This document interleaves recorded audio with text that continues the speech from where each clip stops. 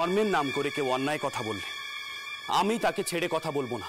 তুমি না হয় হিন্দু ধর্মের বিরুদ্ধে লড়াই শুরু করলে দাদা, কিন্তু তোমার জন্য গোটা পরিবার ভুগবে সেটা তো হতে পারে না।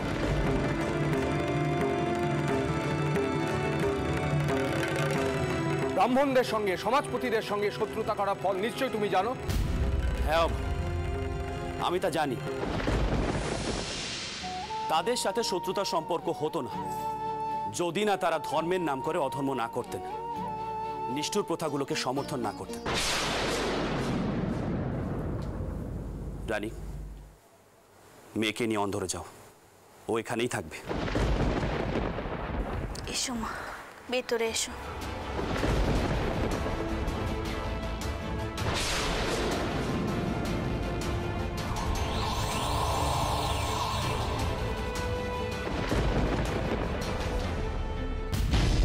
সদানন্দ বাড়ুজ্যে অত সহজে তোমাকে ছেড়ে দেবে ভেবেছো? নাও ভাই, আমি একবারও সে কথাটা ভাবিনি। আমি খুব ভালো করে জানি তারা এতটা ভদ্রলোক নন।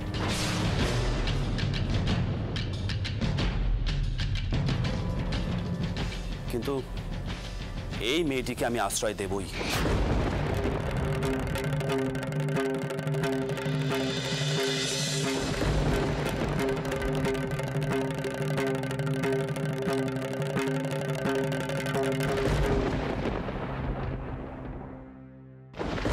আচ্ছা অভয়, তুমি তো ওদের সঙ্গে উঠা বসা করো,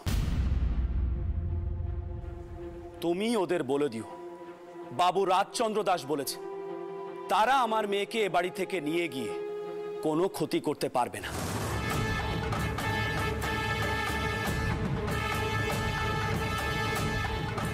যদি না ঘরের শত্রু থাকে।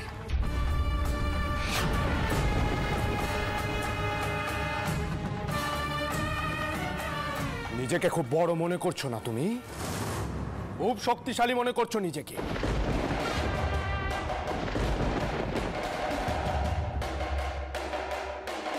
কি ভেবেছো তুমি ব্রাহ্মণ সমাজের বিরুদ্ধে লড়াই করে তুমি জিততে পারবে? আরে পারবে না, পারবে না, কোনোদিনও পারবে না।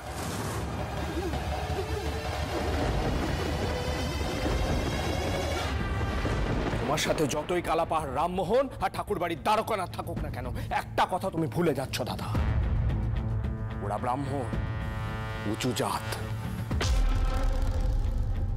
আমরা মাহিষ্য, নিচু জাত। অভয়, তুমি খুব ভালো করে জানো আমি জাতপাত মানি না, আর ছোট বড় নির্ভর করে মনের প্রসারতার উপর। আমার কাছে আসল ধর্ম মানবিকতার ধর্ম।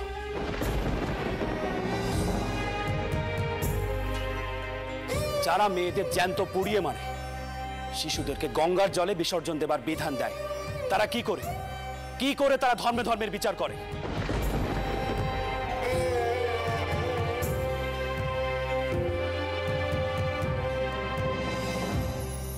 এমন দেবতার মতন মানুষের যে আমি দেখা পাবো এ আমি স্বপ্নেও ভাবিনি।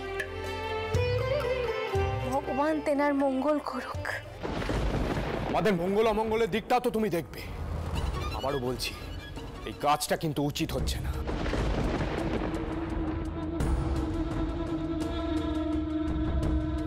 অভয়, তুমি বরং এক কাজ করো, ঠিক এই কথাটি সদানন্দের দলটিকে গিয়ে বলো। তাদের গিয়ে বলো তারা যে কাজ করছে তা উচিত কাজ হচ্ছে না। আমরা তাদের উপযুক্ত জবাব দেব। এই নৃশংস প্রথা বাংলার বুক থেকে চিরতরে উঠিয়ে ছাড়ব।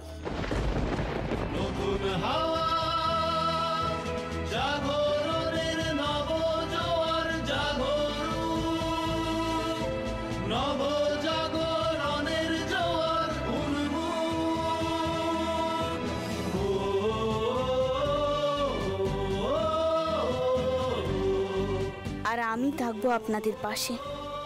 শিবানীর মতো হাজার হাজার মেয়ে পুড়ে মরছে, তাদের রক্ষা করতে হবে, তা সে যে করেই হোক।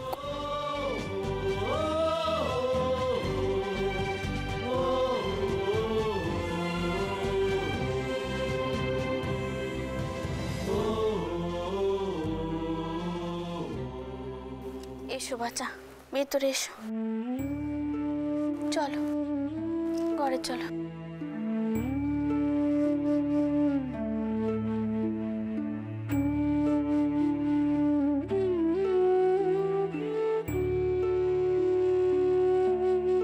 পাশেই কল ঘর, তুমি গিয়ে নিয়ে এসো, যাও।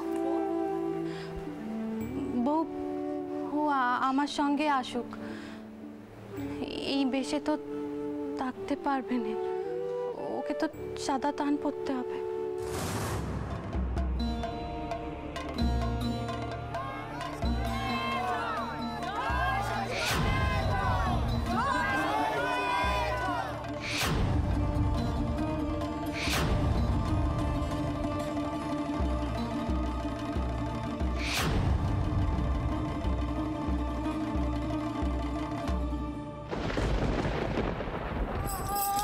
কেঁদোনে বাচ্চা, এমন ভাবে কেঁদোনে।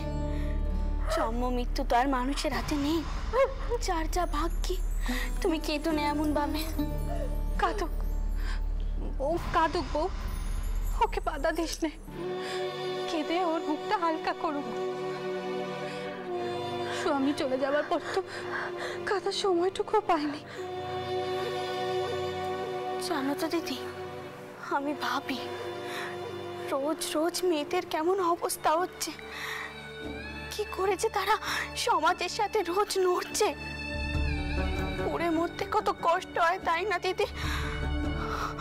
জানো তো দিদি, মেয়েগুলোকে কেমন ভাবে টানতে টানতে চিতে তোলা হয়,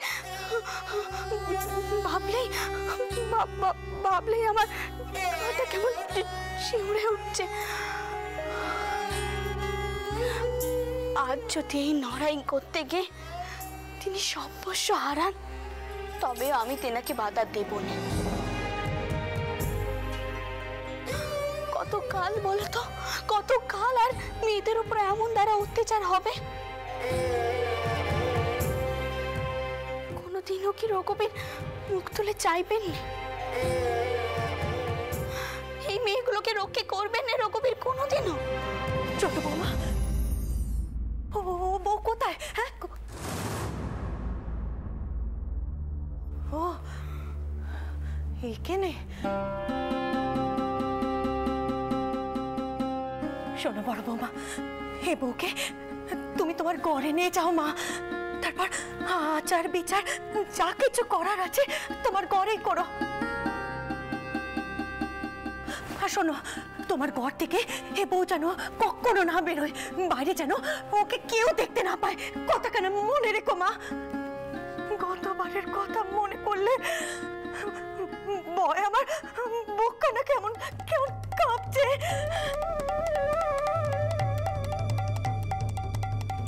হে বউকে নে অবয়া চন্দরের মাঝে কথা কাটাকাটি হলো, এরপরেও অবয়কে আর চুপ করে বসে থাকবে? জনার্দন, কি হবে এখন? কি হবে জনার্দন? চলো বাচ্চা, চলো।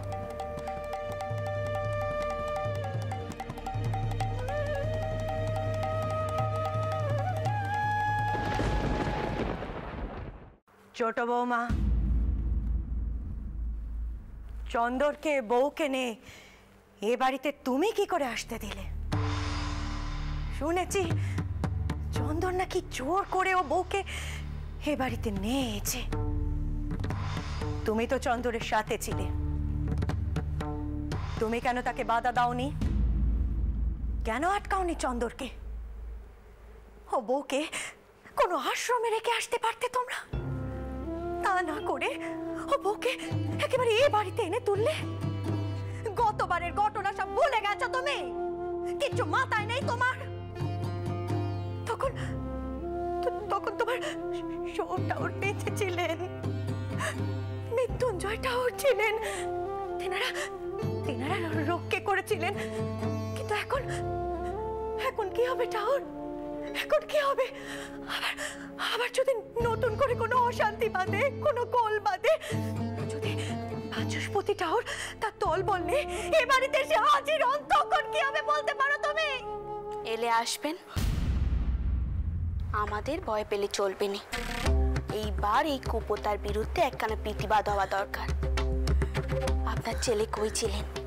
রামমোহন বাবু নাকি বড় করে লড়াই করবেন এই কুপোতার বিরুদ্ধে। মা, আগের বার শুধু একা মৃত্যুঞ্জয় টাউর আমাদের পাশে ছিলেন, এবার তো দিন পাল্টেছে। অনেকেই মনে করেন সতী হওয়া শাস্ত্রসম্মত নয়, এইসব সমাজপতিদের তৈরি।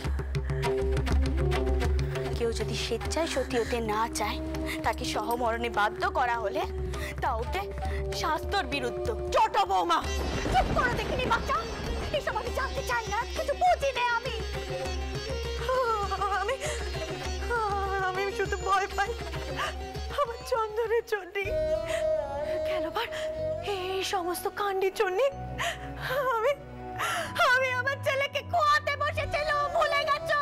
মা, রঘুবীর এমনটা হতে দেননি তো? মা, রানী ঠিক বলেছে।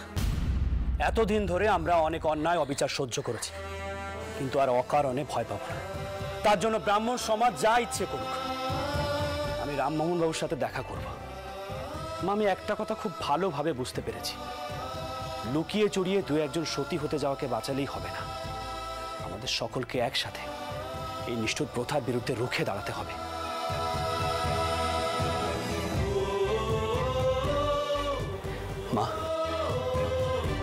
মা, সময় এসেছে। আমরা যখন মেয়েদের সহমরণের বিরুদ্ধে লড়াই করছি, তখন তোমরাই যদি ভয়ে পিছিয়ে যাও, আমাদের শক্তি কে যোগাবে বলো? চন্দর বাবা, তুই ছাড়া যে আমার কেউ নেই বাবা, তুই যে আমার সব কিছু। এইসব করতে গিয়ে তোর যদি কোনো ক্ষতি হয়ে যায় বাবা। না, আমার কিচ্ছু হবে না, কিছু হবে না। ভালো কাজে হাত দিচ্ছি মা, আমার কোনো ক্ষতি হবে না। চন্দর, আমার যে বড় ভয় করে আমার তোর জন্য।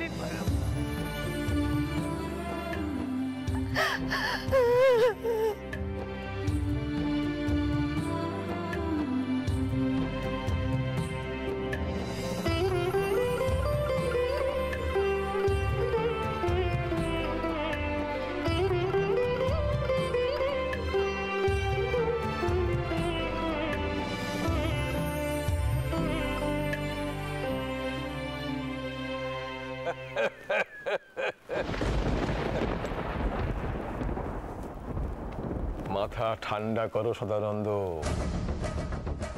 উত্তেজনার বশে কোনো হঠকারী সিদ্ধান্ত নিও না। প্রত্যক্ষদর্শী বা উপযুক্ত প্রমাণ ছাড়া কোনো কিছু করতে গেলে উল্টে ফল খারাপ হবে। আর তাছাড়া এটা মনে রেখো, রাজচন্দ্র দাস কিন্তু ইংরেজ কোম্পানির কাছের লোক। আচ্ছা বাচস্পতি মশাই, রাধাকান্ত দেব মশাইও তো শুনেছি কোম্পানি বাহাদুরের কাছের লোক, মানে বিশেষ জানাশোনা আছে। তা তিনিও তো হিন্দু ধর্ম রক্ষার্থে এগিয়ে আসতেই পারেন, তাই না? তা তিনি পারেন, তবে তিনিও প্রশ্ন করবেন যে রাজচন্দ্র দাসকে আমরা সন্দেহ করছি কেন। না সদানন্দ, তোমার অনুমান সত্যি হলেও ততক্ষণ পর্যন্ত আমরা কিছুই করতে পারবো না যতক্ষণ না ঠিক মতো প্রমাণ পাচ্ছি। প্রমাণ আমি দেব বাচস্পতি মশাই।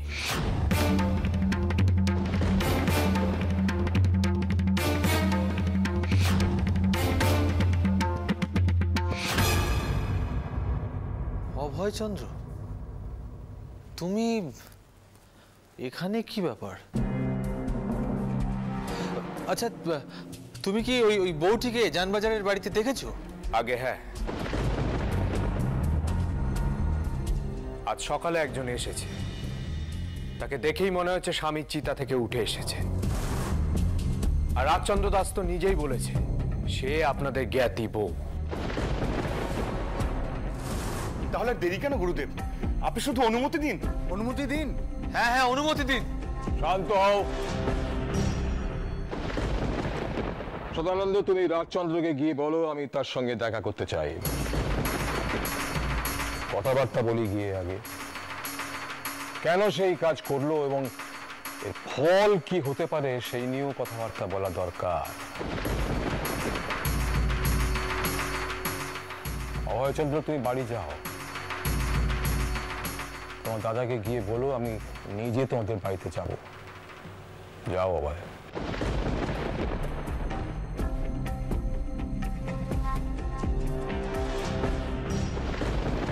বাচস্পতি মশাই, আপনি কি করলেন? অভয়চন্দ্রকে এভাবে চলে যেতে বললেন? আচ্ছা, এর ফল কি হবে একবার ভেবে দেখেছেন? না না, আমাদের তো এখনই সেখানে গিয়ে হাতে নাতে ধরা উচিত ছিল। এরপর যদি ওই বউটিকে অন্য কোথাও সরিয়ে দেয় তখন কি হবে?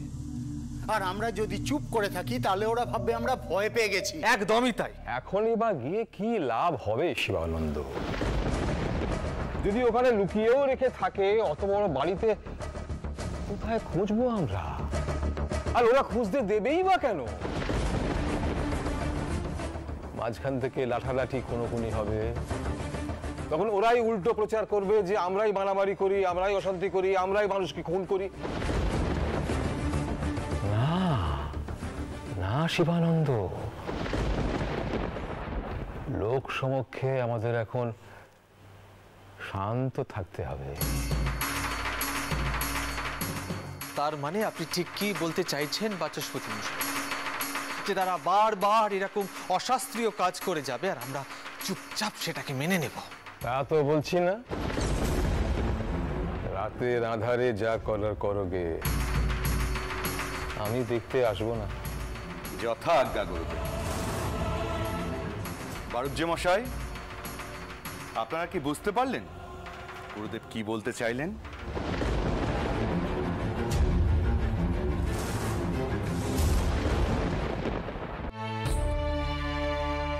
নমস্কার রামমোহন বাবু।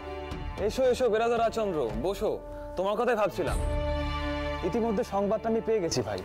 বেরাদার রামমোহন, আপনাকে বলছিলাম না বেরাদার রাজচন্দ্র কলকাতায় ফিরলে এখানে একবার দেখা করতে আসবেনি? শোনো রাজচন্দ্র, আমি আমাদের আন্দোলনের পথ স্থির করে ফেলেছি। তুমি যেভাবে প্রকাশ্যে প্রতিবাদ জানিয়েছো, এবার থেকে আমরা সেইভাবেই এগোবো, সেইভাবে আমরা কাজ করব। যেখানে যেখানে জোর করে মেয়েদের পুড়িয়ে মারার চেষ্টা করা হবে, আমরা সেখানে সেখানে গিয়ে প্রতিবাদ করব। কিন্তু তার জন্য তো অনেক লেঠেল পাইকের ব্যবস্থা করতে হবে। প্রতিরোধ তো হবেই, আর সমাজপতিরা তো হাত গুটিয়ে বসে থাকবে না। সেটা নিয়ে আপনারা ভাববেন না। পাইক এবং লেটেলের বন্দোবস্ত আমি করব, কিন্তু আমাদের এভাবে বসে থাকলে চলবে না। রামমোহন বাবু, আপনার গ্রন্থগুলো যেভাবে ইংরেজ এবং দেশীয় শিক্ষিত যুবকদের মধ্যে ঝড় তুলেছে, আমাদের সেই সুযোগটা কাজে লাগাতে হবে। ঠিক বলেছো বেরাদর। লোহা গরম থাকতে থাকতে তাতে আঘাত করতে হবে। আর এই কথা তো প্রমাণিত যে সতীদাহ প্রথা কোনো শাস্ত্রীয় প্রথা নয়, তা সম্পূর্ণ অশাস্ত্রীয়। এক শ্রেণী ব্রাহ্মণ ও সমাজপতিদের স্বার্থ সিদ্ধির অপচেষ্টা মাত্র। রামমোহন বাবু, এর আগে বড়লাট মার্কুইস অফ হেস্টিং এর কাছে আপনি সতীদাহ প্রথা বন্ধের জন্য আবেদন রেখেছিলেন, যদিও তা গ্রাহ্য হয়নি। কিন্তু এখনকার বড়লাট বেন্টিং অন্য প্রকৃতির মানুষ, বেশ সংবেদনশীল। আপনি তার সাথে একবার সাক্ষাৎ করতে পারেন। বেশ, করব সাক্ষাৎ। কিন্তু বেরাদর রাজচন্দ্র, আমি একটা অন্য কথা ভাবছিলাম। ধরে নিলাম এবারের বড়লাট বেন্টিং আমাদের ফেরালেন না, আইন করে বন্ধ হলো সতীদাহ। কিন্তু বেরাদর, তাতে কি সত্যি সতীদাহ বন্ধ করা যাবে? দেশীয় মানুষ সচেতন না হলে এই প্রথা বন্ধ করা সম্ভব নয়। কিন্তু বেরাদার রামমোহন, এই মতো অবস্থায় এছাড়া তো আমি অন্য কোনো উপায় দেখছি না। বেরাদার রাজচন্দ্র যেটা বলেছেন ঠিকই বলেছেন, আমাদের আইন করেই সতীদাহ প্রথা বন্ধ করতে হবে। বেরাদর দ্বারকানাথ, আইন করা এবং আইন অনুযায়ী কাজ করা দুটো সম্পূর্ণ আলাদা, এক নয়। গঙ্গায় শিশু বিসর্জন আইন করেই বন্ধ করেছেন কোম্পানি বাহাদুর, কিন্তু এই কুপ্রথা এখনো বন্ধ হয়নি, তা লুকিয়ে চুরি এখনো চলছে। আইন করে সতীদাহ প্রথা কি বন্ধ করা সম্ভব? কারণ শুধু ধর্ম নয়, অনেক ক্ষেত্রে সতী করানোর পেছনে উদ্দেশ্য থাকে সম্পত্তি হস্তগত করার। কিন্তু রামমোহন বাবু, এটাও তো ঠিক, আইনের কারণে শিশু বিসর্জন প্রকাশ্যে বন্ধ হয়েছে। শিশু বিসর্জন অনেক কমেছে, তাই আইন হলে সতীদাহ প্রথাও কমবে। আমাদের অনেক সজাগ থাকতে হবে। কোম্পানি বাহাদুরের সাহায্য না নিলে এ প্রথা যেমন চলছে তেমনই চলবে। আর আইন হলে সতীদাহর পক্ষে যারা কথা বলতে চাইবে তারা ভয় পাবে, তাই নয় কি?